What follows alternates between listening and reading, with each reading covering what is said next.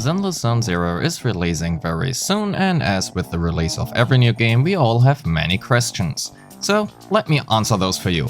We will cover all the different gameplay modes and the endgame, the internet level, the equipment system, weapons, all the agents and what they do, the Bangbooos, the combat and attribute anomalies, the Gacha System, everything you can do in new Eridu, a short recap on team building, how many pulls you can actually expect for release, and much more. Let's go!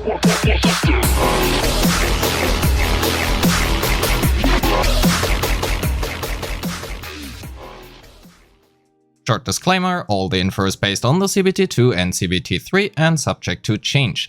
I will also not talk about the story, but you might see some gameplay in the background which could technically spoil you, so take this as your minor spoiler warning. Let's start with the gameplay mode, starting off with the obvious, the story.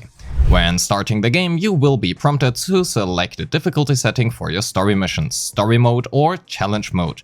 The challenge mode basically increases the tankiness and damage of enemies, which on one hand means the fights simply take longer and you have to use your own characters, whereas, well, the story mode provides you pre-made characters. So, at least regarding the challenge modes, this means the fights simply take longer without actually imposing any more threat, at least for the trash mob fights. On the other hand, because boss fights now also last longer, you will need to dodge and parry more often. For me personally, there has been no reason whatsoever to take the challenge mode, as it did not actually impose a challenge on me, and I say that as someone who has, well, big skill issues. However, you will also have access to the hard mode of the story after playing through a chapter. This hard mode is different from the challenge mode, and it will adjust its difficulty based on your internet level, which is basically your adventure rank or world level, and will stay somewhat challenging throughout the course of the game regardless of which level you have. Although it will likely get easier if you decide to do those after you already have very built characters. Regardless, in any mode you can obtain up to 3 tokens and you gain a one-time reward for each star you have obtained. Except for the hard mode, which actually is time-based. These range from polychromes, which is the premium currency of this game, to various different level up, XP and advancement materials. Next up are the rally commissions. Rally commissions come in different difficulty levels depending on your internet level. Basic, intermediate, advanced and expert. The harder the difficulty, the better are the rewards. All rally commissions come with an affix which can either be a buff, a debuff or even both. During these rallies you will also encounter fissures. There are 2 types of fissures, hidden path fissures or boss challenge fissures. You can clear these fissure challenges to obtain one-time bonus rewards. I don't wanna spoil you on what you can encounter, as doing these for the first time without knowing what to expect is honestly half the fun. As with other modes, you can earn up to 3 tokens, however rallies also feature a revival mechanic, and while it will revive all your characters with around 80% HP and grant you immediate access to your ultimates, it will cost you a star for each revival and hence you lose out on rewards. So try to get it done the first time. Last but not least, you can also find more or less hidden chests. These are called mini cargo trucks on your way, and opening them will grant you one-time bonus rewards as well. Next up are the combat and exploration commissions. While technically 2 different modes, with the former being focused on, well, combat and the later more on the infamous TV gameplay, they are mostly used within side quests. Here again, you can earn up to 3 tokens and you will gain one-time rewards based on your performance. Before we can actually get to the endgame modes, let me quickly cover the VR training, which is basically your daily farming stage. Here you can select on what you want to farm and what to spend your battery charge on. Battery charge is the stamina of this game.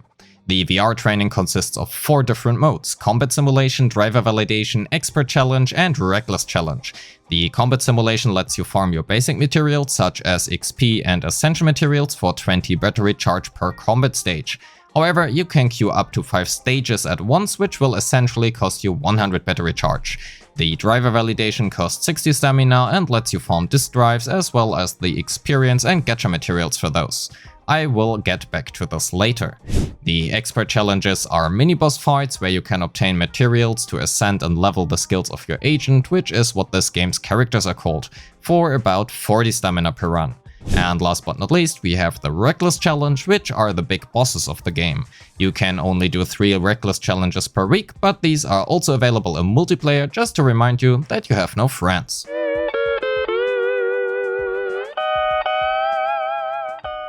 Each run costs 40 stamina and rewards you with advanced core skill upgrade materials and various other materials.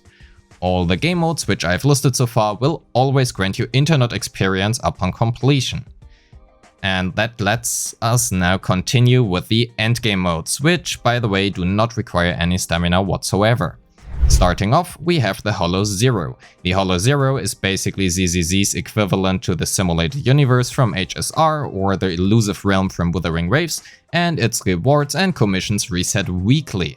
It is a roguelike game mode where you will navigate through TVs, selecting the best routes to reach the encounters you are looking out for, and collect buffs and debuffs along the way.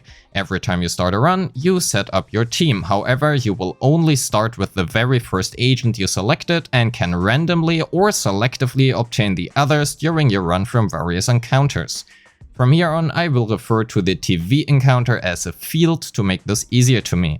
When passing through fields, you may or may not accumulate corruption, depending on the field itself. If your corruption reaches 100 points, you will gain a random debuff and you can have a maximum of 5. These debuffs are also removable at the end of every stage, after successfully beating a boss. And you have the option to select and remove one corruption debuff you have. Depending on the difficulty, you will have to go through a various amount of stages until you will actually face the final end boss of said run. You will also encounter various buffs to select from during your runs. These are called Ethereum and come in one of 11 different types. Duel, Crit, Dodge, Burn, Freeze, Combat, Shield, Shock, Energy, Hollow, or General. Obtaining multiple Ethereum of the same type will let you fuse these together, allowing you to obtain a new and unique Ethereum for said type. You will actually not lose the other one. I don't know why they called it fusion. For me that sounds like you will lose the previous ones, but you don't, you keep them. This can happen up to twice per type and run, and those fused Ethereums are actually extremely strong. That said, when playing the Hollow Zero game mode, you will also obtain investigation points, which you can then spend on your license pass up to 5,000 per week. This license pass gives you internet XP, polychromes, multiple copies of a Bangboo, pulls, and various other materials. Next up is Shield Defense, the second game mode, and it's basically the Abyss, MOC, or Tower of Adversity, whatever you want to call it. Defeat waves of enemies within a limited amount of time and gain 0 to 3 stars depending on your performance. The more stars you got, the more rewards you can obtain. It features 10 stages and rewards 300 polychromes each, 100 polychrome per star. However, the later stages will require 2 teams of each 3 units to enter, which means you will need to build teams later into the game.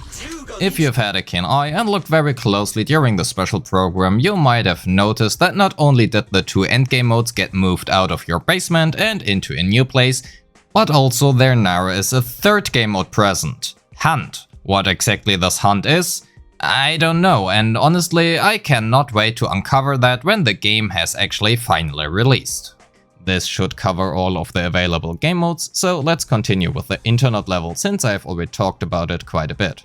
Basically, doing anything in this game will have you obtain internet experience, which in turn will help you level up your internet level. As usual, you will gain various one-time rewards for each level and additional rewards for completing internet trial chapters. These internet level limits how much you can level and advance your agents and weapons, which features are available to you, adjusts the difficulty of various stages, and obviously the main story. I mean, it's just the usual stuff for Hoyogerms, there's nothing special here. Aside from the aforementioned game modes, you can obtain internet XP from your daily tasks and of course your main and side quests.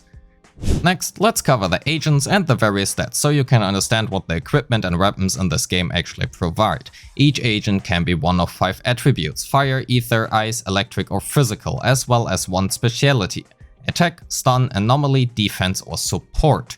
Each agent also belongs to one faction, for example Nekomiya, Billy and Nicole being part of the Cunning Harris, or Grace, Ben and Kolidar being with Bellobok Industries. I promise if they don't add a Bellobok Bronya to this game, I will freaking riot.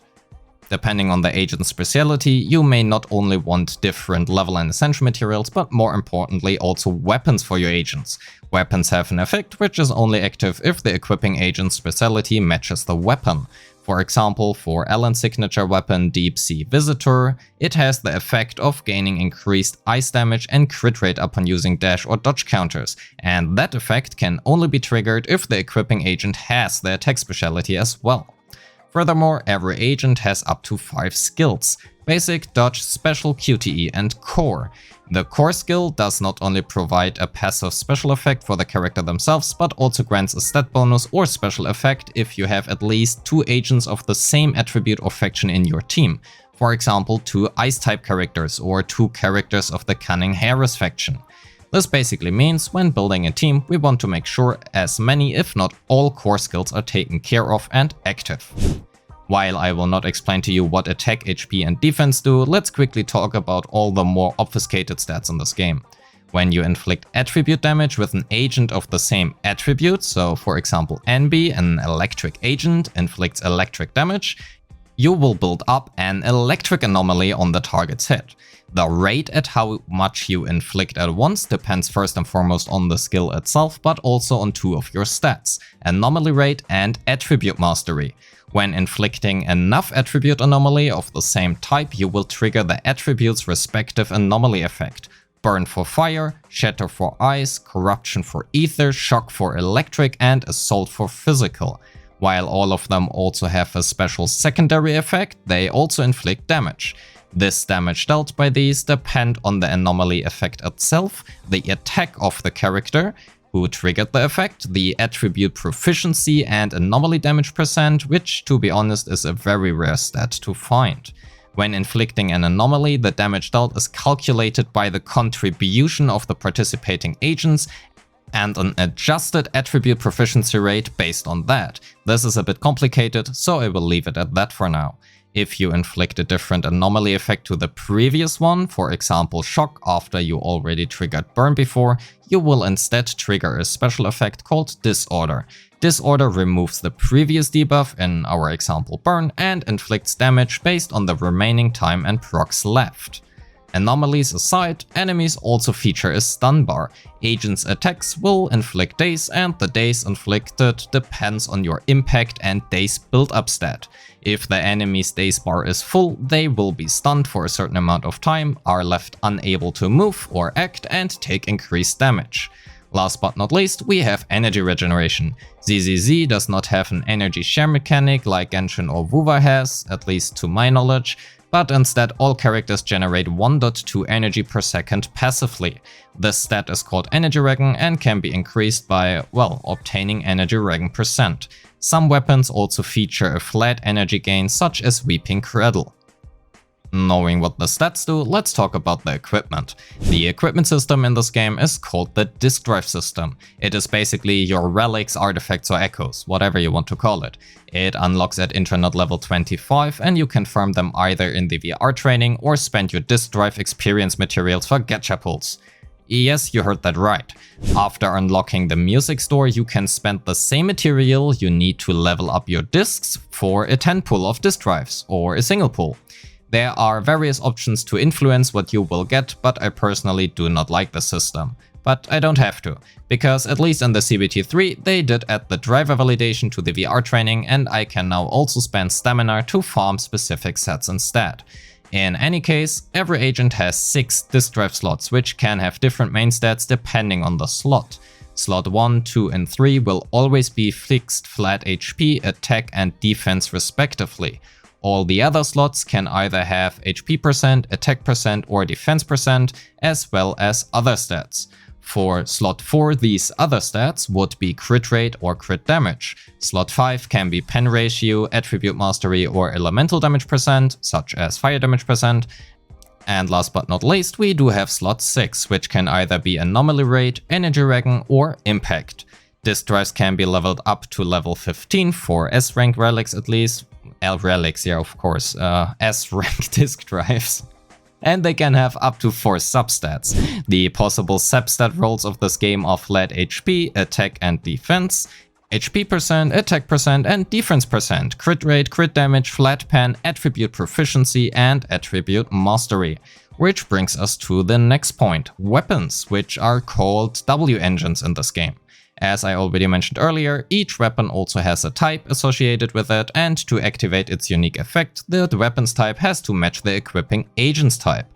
Weapons come in different rarities, S, A, and B rank, and A and B rank weapons can be crafted or also dismantled for materials at the W engine store, which is called the Gadget store. Otherwise, I honestly don't have much to say about the weapons. Okay, I lied. The bunny band is actually funny as hell. Next up is my favorite part of the game, the Bangboos, and let's not kid ourselves, Avocado takes the title for the best name, Bullseye takes place number 1 for the funniest design, and Safety has the best gameplay. I always wanted to drill enemies in my Lego bulldozer. You will obtain Bangboos from various means, such as gameplay or the Gacha banner.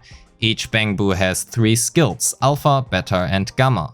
While different between each Bangboo, skill Alpha is always an active skill, which the Bangboo actually uses automatically, skill Beta is a passive, and skill Gamma is the Bangboo's respective chain attack.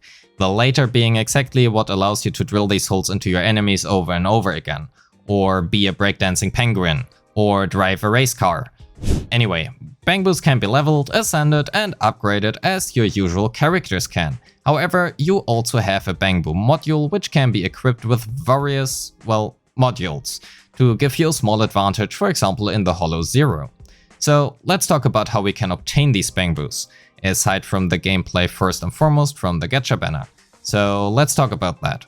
While you can technically obtain up to 5 pulls from the premium battle pass per patch, you cannot actually buy boopons or coupons, how they are called in-game. I'm not sure if Hoyo knows themselves how they want to call it by now, by other paid means. Only from gameplay, such as internet level rewards, playing the Hollow Zero, rally commissions, and so on and forth. As for the other banners in the Gacha system, we have the featured banner, the featured weapon banner, the standard banner, and the beginner banner. These banners follow Honkai's Star Rats formula and not Genshin's, so while not great, it also is not the worst. Or at least that's what I thought before the special program was announced. While the featured character banner will still have the classic 50-50 chance and the featured weapon banner following HSR's formula being 75-25, for the Bangboo banner, however, we can now actually select the Bangboo we want. This is not only absolutely fantastic and I love them for doing this is just also very, very good PR from their side. So yeah, thumbs up for that. So let's make a guess on how many pulls we can expect. We do have 20 standard pulls and 5 boopons from the pre-registration rewards, 12 boopons and 960 polychromes from the license pass, 2 boopons and 2 master tapes from handing in spray cans and whatever the other area wanted. I also would estimate around 800 polychromes from the video collection, but I do not have sufficient data on this to actually know. Reaching internet level 60 will also grant another 1200 polychromes, 30 master tapes and 12 boopons, as well as another 600 polychromes, 4 master tapes and 6 boopons from the internet trials. The story, exploration, combat and rally commissions will result in yet another 2480. From events, going by the CBT3 at least, we can likely expect another 1320 polychromes as well as 2 boopons. There are 15 agents at the release of the game, and promoting each agent at least once will grant you another master tape. I will only go by one ascension here to stay somewhat realistic.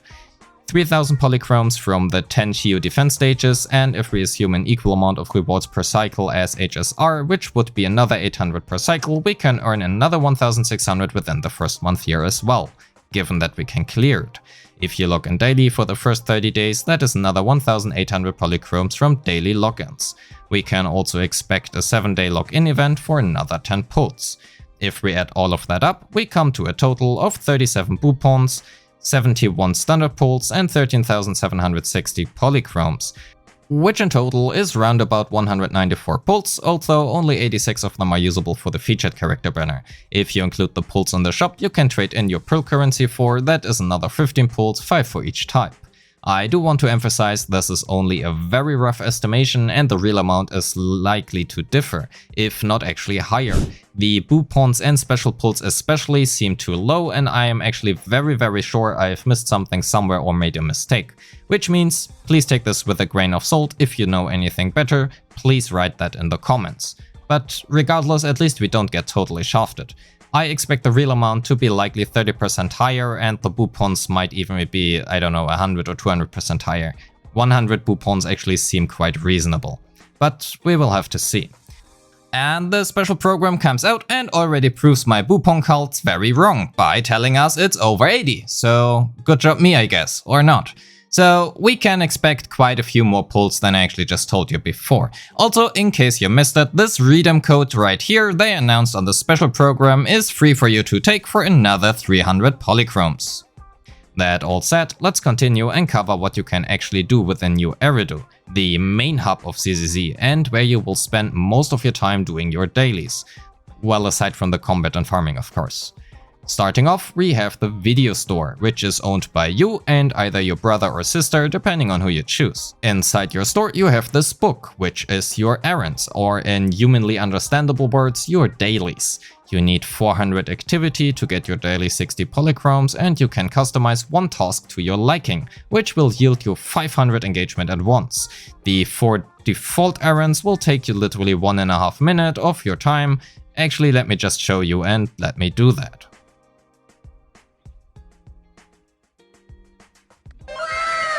Yeah, that's all. Log in, set up the daily store, scratch a ticket, drink a coffee, and that's all. This also already spoiled you quite a bit on what you can do in new Eridu, so let's talk about it anyway.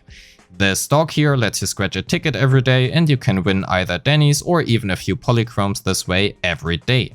Next up, you can drink a coffee once a day, which will restore 60 battery charge, resulting in a total of a maximum 300 stamina every day and grants you a buff to a certain material, which makes farming the specific stage much easier. If you are hungry or have skill issues, you can also eat some noodles, which will grant you some combat buffs to make stuff easier as well. If you still have skill issues, even though you just ate the noodles and want to play retro games, why are you playing ZZZ? Oh yeah, right, we do have an arcade store. Enjoy your time with some Snake or other arcade-styled games by yourself or against others.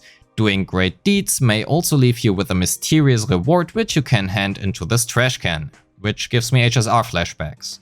If you want to recycle your trash weapons or want to craft an A or B rank W engine, the Gadget store is the place for you to go. You unlock the store at internet level 15. Speaking of unlocking stuff, the Bangboo workshop opens at internet level 20, at least if I remember correctly, and finally allows you to collect and use these little fellas.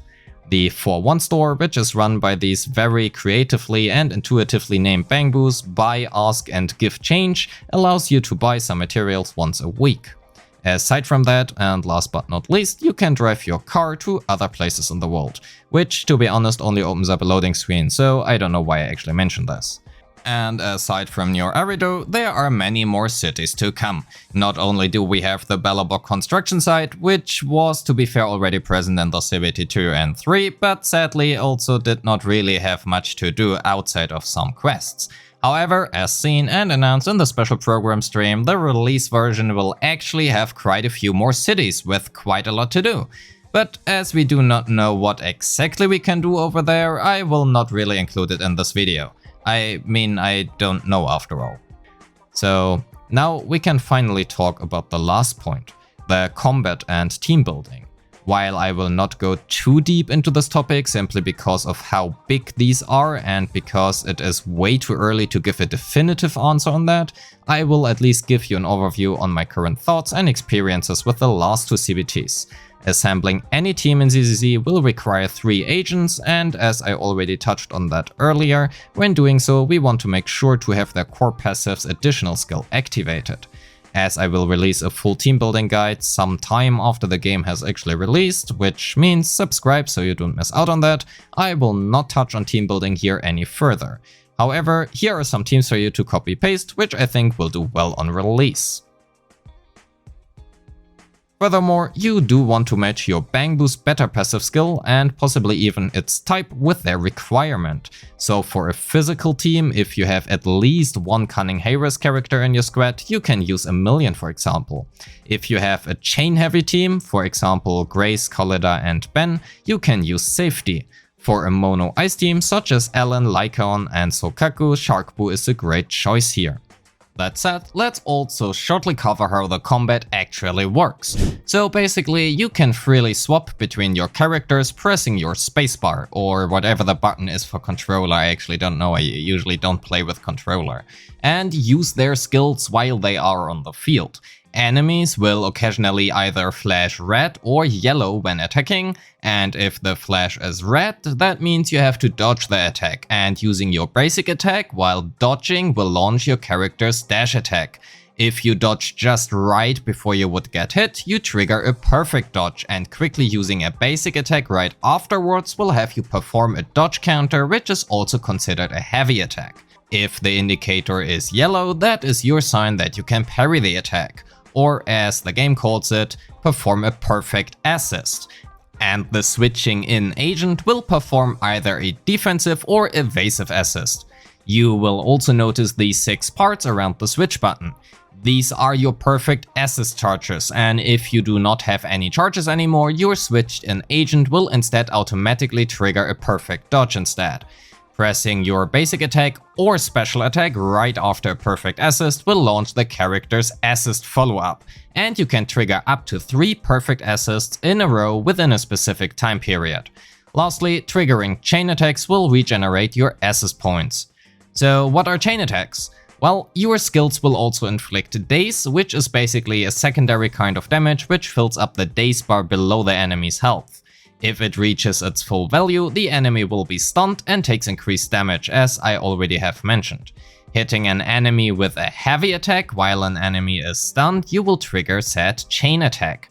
That will bring up this screen, and you can select between 2 of the other remaining members of your squad who have not used the chain attack in the sequence yet, as well as your Bangboo. You can launch chain attacks in quick succession, and doing so is not only what the game kinda wants you to do, but also highly advised, because these chain attacks deal enormous damage and generate an insane amount of daze, decibel and attribute anomaly. So to answer you what decibel are, let me just cover a few more aspects of the combat. Ultimates did not seem to pause the timer, which also means using them while an enemy is stunned might actually be a damage loss, and using it right before an enemy is stunned might actually be the correct choice here. Your entire team shares a resource called decibel, which is this number here on the screen in the top left hand corner. If this one reaches 3000, you can use 1 ultimate, and exactly 1, which also means choose wisely which character's ultimate you actually want to use. Except for the agent's chain attack, EX special and ultimate, all other actions usually generate energy. You need this energy to cast your character's EX special, which is an enhanced version of your special attack and usually contains a lot of power. And because this already has been a very long video and there are many other small details to touch on, especially when looking at the combat and team building, however, those will require a separate in-depth video on their own, simply, again, because of how deep one can go with that, how big these topics are. To finish off this video, if you are wondering how free-to-play friendly this game actually is, many of the A ranks are either pretty good and free to obtain, such as Billy, Nicole and Enby, or absolutely broken, such as Sokaku, or at least that has been my perception in the CBT2 and CBT3. The standard S ranks also seem to be very good so far, however, the featured banner characters do seem to have an edge above the standard ones, just how it is in most, if not all gacha games. However, many of my perceived top teams at least seem to consist of 1, if not 2 or even 3 S-rank characters. For example, Ellen, Lycaon and Sokaku, or Grace, Collidar and Rina.